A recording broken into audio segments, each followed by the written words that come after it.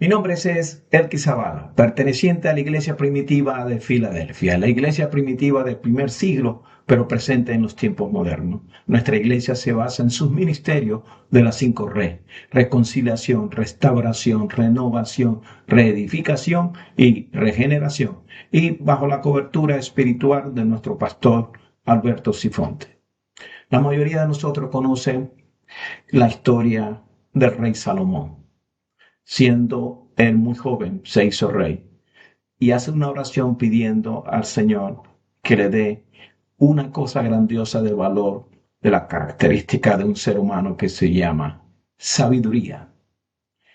El Señor no solamente le dio la sabiduría para gobernar al pueblo de Israel, sino que le dio otra cualidad, además de las riquezas y de las cosas que le dio para reinar, le dio otra cualidad que debemos de tener nosotros. Eso se llama prudencia.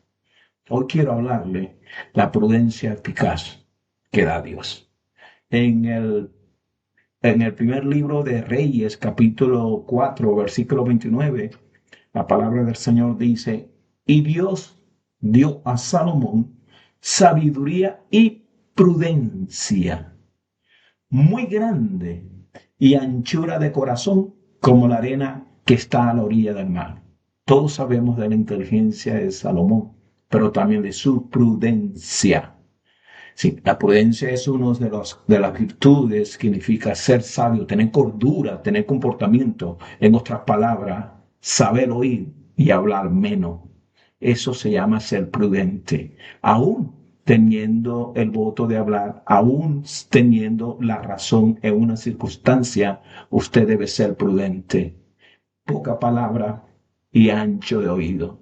Esa es prudencia, que lo llama también cordura.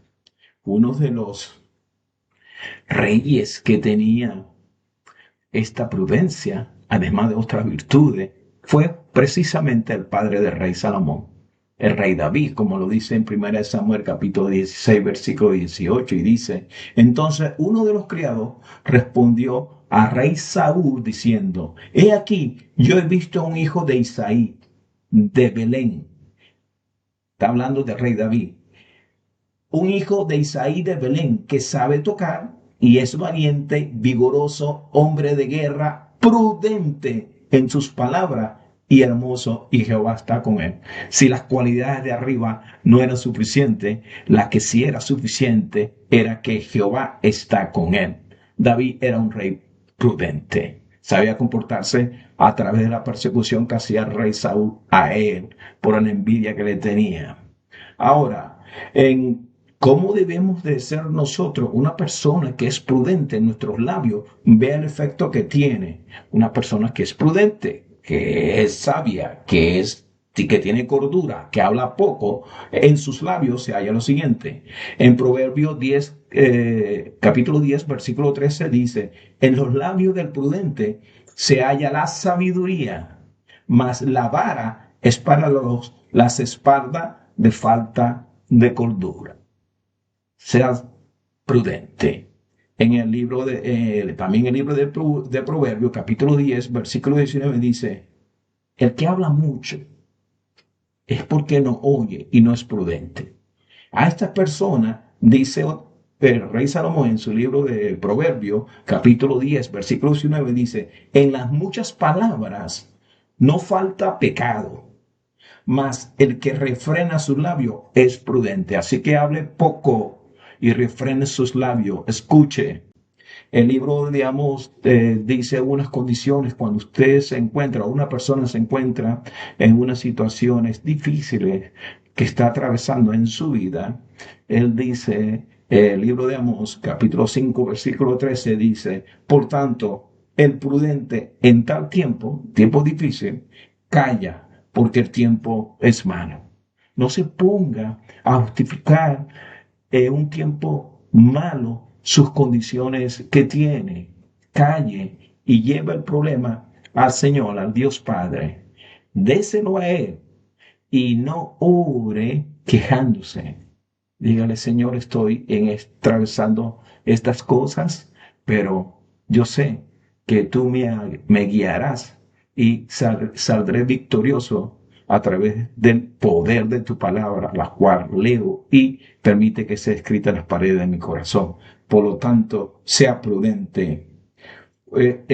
Hay dos condiciones como la prudencia debe ser edificada en una casa, como el esposo o el hombre prudente edifica su casa, y la casa usted sabe que tiene cosas buenas y cosas malas, que hay días difíciles y hay días buenos. Eso está, cómo debe actuar el hombre prudente. En Mateo capítulo 7, los versículos del 24 al 25 dice, y cualquiera pues que oye estas palabras, nuestro Señor Jesucristo hablando, y las hace, compararé a un hombre prudente, el que hace la palabra del Señor, un hombre prudente, que edificó su casa sobre la roca.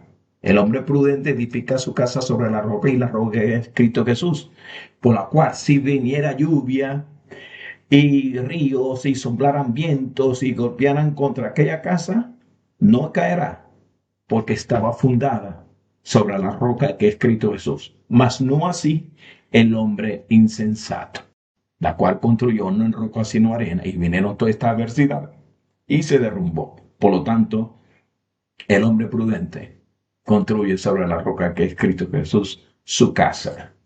En, en Tito habla exclusivamente de las mujeres, cómo debe ser el comportamiento de las mujeres. Y cuando aquí dice anciana, significa que han tenido un recorrido muy largo en la palabra, no comparada con las jóvenes. Aquí en Tito se está refiriendo a la palabra anciana, no una mujer mayor de edad, sino una mujer que ha estado experimentando en mucho tiempo la palabra del Señor, y le dice cómo debe ser este comportamiento. Así que preste atención, porque esto es directamente a las mujeres ancianas en la iglesia. Dice así, las ancianas asimismo sean reverentes en su porte, no calumniadora, hable menos y menos, cuando vaya a hablar no calumnie, no esclava del vino, cero vino, y que sea maestra, pero maestra del bien, que enseñes a las mujeres jóvenes, que la mujer anciana, agárrese a las mujeres jóvenes en la palabra, y le enseña a las mujeres jóvenes a amar a su marido, el proceso de amar a su marido en el vínculo perfecto, y a sus hijos. La mujer joven tiene que ser enseñada cómo debe amar a su marido y a sus hijos en cualquier situación. Y a ser prudente. La anciana deben de ser prudentes juntamente con las jóvenes, castas, cuidadosas de su casa. La mujer que no está en su casa viendo las cosas que ocurren no es prudente.